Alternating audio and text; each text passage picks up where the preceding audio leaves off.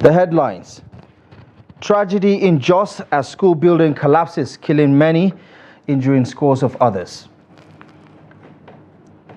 Court grants former Minister of Power, Saleh Mohammed, 10 million naira bail. Olakulehin officially crowned the 43rd Olubadan of Ibadan land. On the foreign scene, Kenyan youths demand Ruto's resignation amidst fresh protest. Hello there, good evening and welcome to the news update on Trust TV. I'm Abdullahi Ahmed.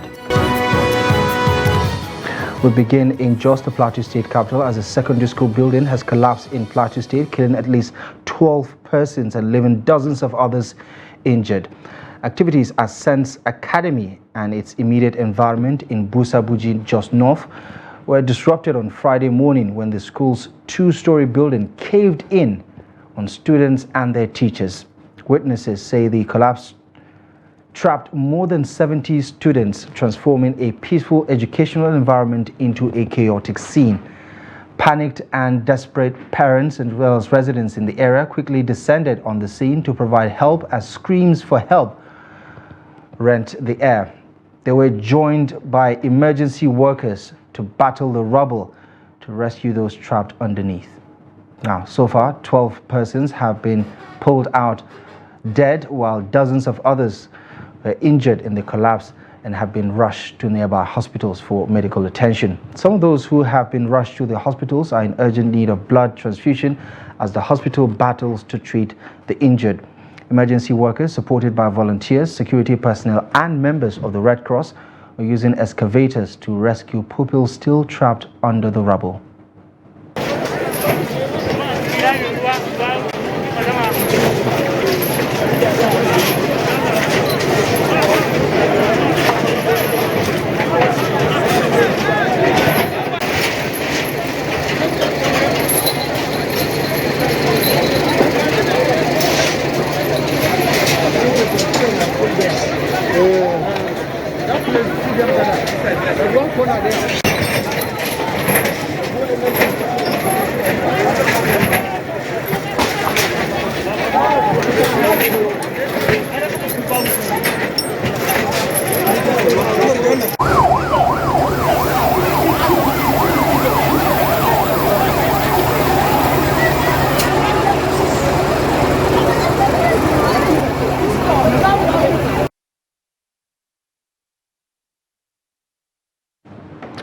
Now, an unspecified number of corps members deployed to Ekiti State have been injured following the collapse of the hostel wall of the National Youth Service Corps orientation camp in Ise-Amure, Ekiti. Eyewitnesses in the camp say the affected hostel was the female section, which caved in on Friday morning. An official of the NYSC who confirmed the incident says only 2 corps members were affected and have been stabilized at the camp's clinic. He called on parents, guardians and stakeholders not to panic over the incident, while adding that it had no serious negative impact on the corps members. The corps members are currently in the camp for the 3 weeks compulsory orientation camp for those posted to Ekiti State.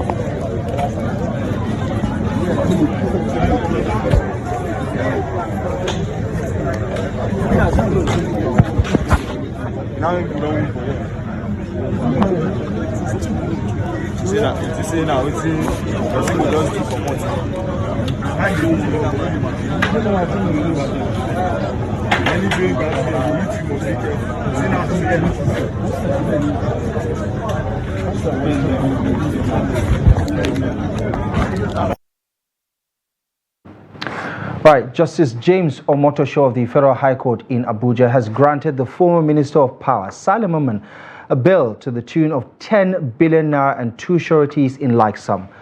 Mohammed was arraigned on 12 counts bordering on conspiracy to commit money laundering and possession and use of known proceeds of criminal conduct.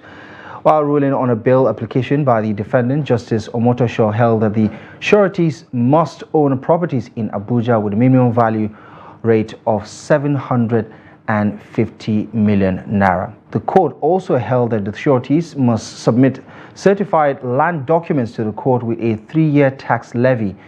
It ruled that the defendants shall submit bank statements and international passports to the court. In the alternative, the court held that the defendant can produce a bank guarantee of the said amount, and that if that is provided, no surety is needed. The court subsequently adjourned the case to September 25th, 2024 for the commencement of the trial. The development comes after Justice Omotosho on Thursday ordered that Mamman be remanded in Kuje prison in Abuja pending the consideration of his bail application.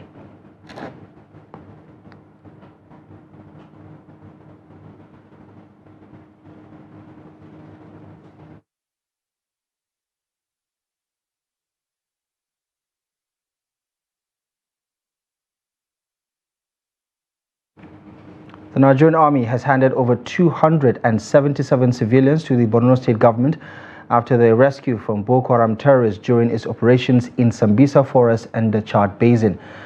The victims, according to the troops, were rescued in Dikwa, Bama and Munguno local government areas of Borno State. The Deputy Theatre Commander of the Joint Task Force in Northeast under Operation Hadinkai, Major General Ken Chigbu, also appealed to the terrorists bearing arms against the Nigerian state to surrender and embrace peace, while saying that the army is not interested in prolonging the fight, as it wished the resources be channeled into the development of the Northeast region.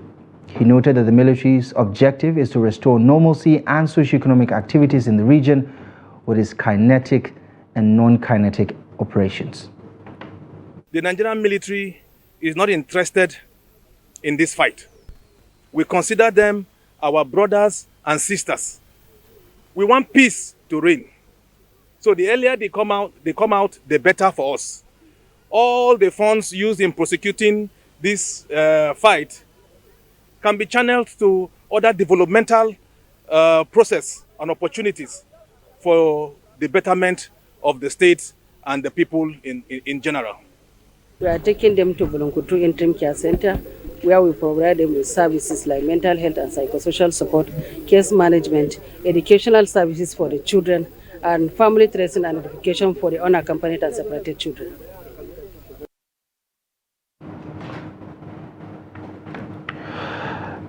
Moving on to some of the day's other development, the Nigerian Army has, or rather, I beg your pardon, moving on, the Nigerian Army has arrested 21 suspects and recovered 10 boats, 5 vehicles and motorcycles during its ongoing raids on illegal oil refineries in Ukwa West local government area of Abia State. Thursday's operations at Ubuaku and Imo River waterside in Ipu town follows last month's crackdown on illegal refineries in Ubuaku and neighboring Isimini waterside. In the first 2 operations, the Army arrested about 20 suspects and recovered 16 boats. Major General Hassan Dada, the General Officer commanding the 82nd Division, led the joint military exercise against oil bunkering in the state under Operation Udoka. Now, during Thursday's operation, the troops destroyed several oil storage tanks, crude oil, and illegally refined petroleum products. Addressing newsmen at the creek, Major General Dada lamented the negative impact of oil vandals on the nation's economy, while vowing not to give oil vandals and economic saboteurs any breeding ground within the jurisdiction of the division.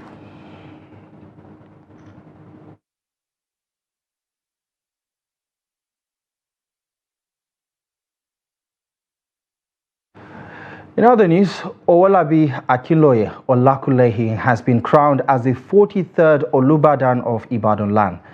He was crowned at the Labon Sinde compound, the family traditionally responsible for crowning any Olubadan of Ibadan land. The ceremony took place on Friday.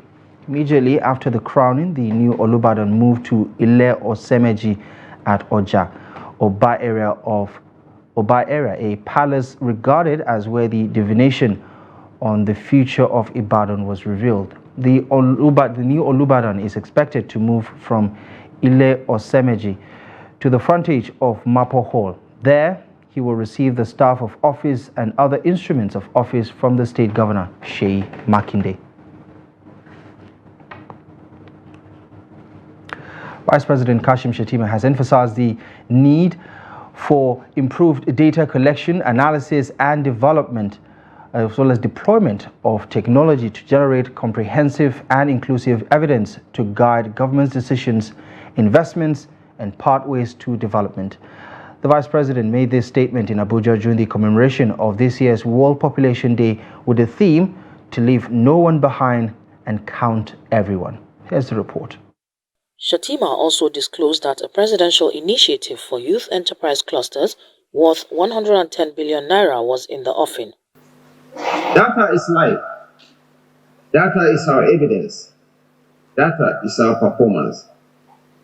It is the most realistic picture of situations, trends, and patterns. It tells us how many we are, with an understanding of the age structure, sex structure, location, and more. Data is a true story of our experiences and inform us about today and the future through scientific projections, focusing, and analysis. The Minister of Youth Development, Jamila Biu Ibrahim, urged partners at the event to leverage scientific evidence to resolve the myriads of challenges confronting the various segments of the world's population. On behalf of the Federal Ministry of Youth Development, a ministry that is tasked with the responsibility to formulate, with a mandate to formulate policies and implement projects, initiatives of government, and track and monitor all youth programs and initiatives that ensure a holistic socio-economic well-being and development of young people across the country. For the chairman of the National Population Commission, Nasir Kwara, the important role of periodic census in generating administrative data for inclusive planning and sustainable development cannot be overemphasized. We acknowledge very well the importance of conducting periodic national census as the most veritable source of generating an inclusive data for inclusive planning and guiding path for sustainable development. Almost 2 decades, that's precisely 18 years ago, was when Nigeria conducted its last census. The United Nations Secretary General Antonio Guterres called for renewed commitment and investment to turn the International Conference on Population and Development Programme of Action Promises into reality. Represented by Director of the UN Information Center for Nigeria, Ronald Kenyaja, Guterres stressed the critical role of women's sexual and reproductive health and rights in sustainable development. Well into the 21st century, around 800 women die needlessly every day in pregnancy and childbirth, the vast majority in developing countries. And in some places, legislative advances in tackling vital issues such as female genital mutilation risk going into reverse. He noted progress made since the program's adoption, including increased access to modern contraception and a 34% reduction in maternal deaths since the year 2000. Transparency experts in Nigeria have urged the government to enhance protections for whistleblowers while acknowledging their vital role as key fighters against corruption within the system. Now, this call was made during a high-level event commemorating Africa Anti-Corruption Day, which emphasized the importance of ensuring the safety and well-being of whistleblowers. As part of activities marking the day, the Nigeria Bureau of Statistics also launched an anti-corruption survey where it revealed that a whopping 70% of Nigerians refused giving bribe in 2023.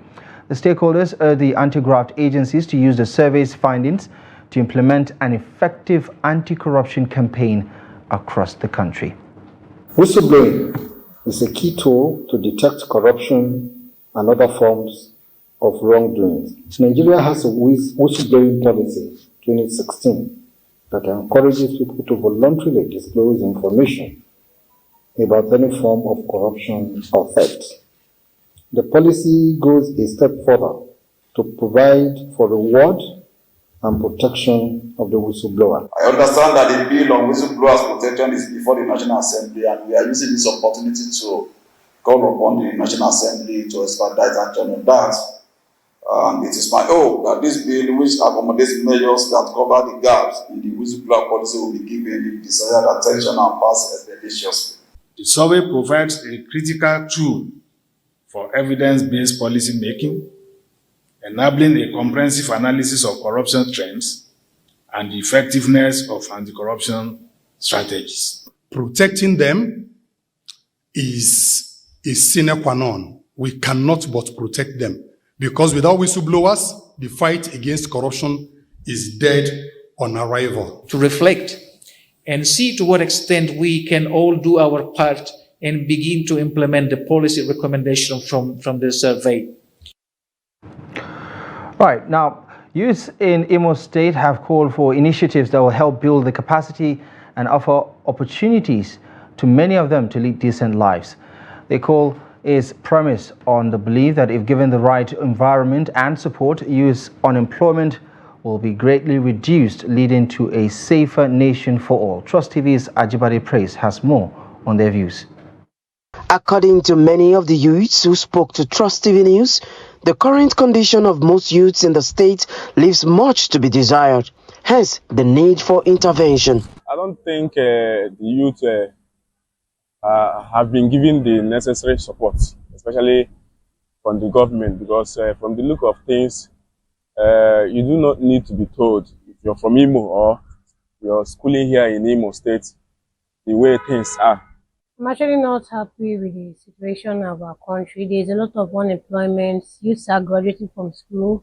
Help them to actually have employment. They're not actually being employed. Government should provide more employment opportunities, create more jobs, and also they can also offer loan to youths who actually want to use the money to create jobs. As a direct response to these calls, Governor Hope Uzodinma of Imo State has created a Ministry of Youth Development aimed at empowering the youths and addressing their developmental needs. The new ministry is expected to oversee initiatives and programs aimed at enhancing youth empowerment, skills development, and employment opportunities. We have a whole lot of companies in Nigeria and outside Nigeria that are just looking for people who know how to do some practical things. Practical, not theoretical. Now, those of our youths who are not into the university setting or the tertiary setting, we're going to use these technical schools, these technical hubs to teach them these practical handworks that we are sure that will make them earn a living. The youths are hopeful that the ministry will live up to expectation by addressing challenges facing youths in the state. There should be better platforms for the youths to thrive, for the youth to do better, because trust me, we have youths with good skills, youths with brains. The youth can succeed in the good enabling environment, whereby the governor, a distinguished Senator Hope Uzodinma, he has brought us a commissioner for youth development, which the young guy, Dr. Mandela, he has put everything in order to make sure the youth are doing what they're supposed to do in the environment. Further inquiries revealed that the ministry is meant to focus on creating enabling environments for youths to thrive, with a special emphasis on education, entrepreneurship, and innovation. Ajibade Praise, Trust TV News, Owerri. Talking business now, the World Bank has revealed that Nigeria's public expenditure on education and health is inadequate by any standard. The newly released report titled Human Capital, Public Expenditure and Institutional Review noted that the overall public spending at merely 12% of gross domestic product falls short of the threshold necessary to underwrite fundamental public services. The World Bank says the spending on healthcare and education is low, mainly because of the overall level of public spending, which is constrained by the very low overall revenue.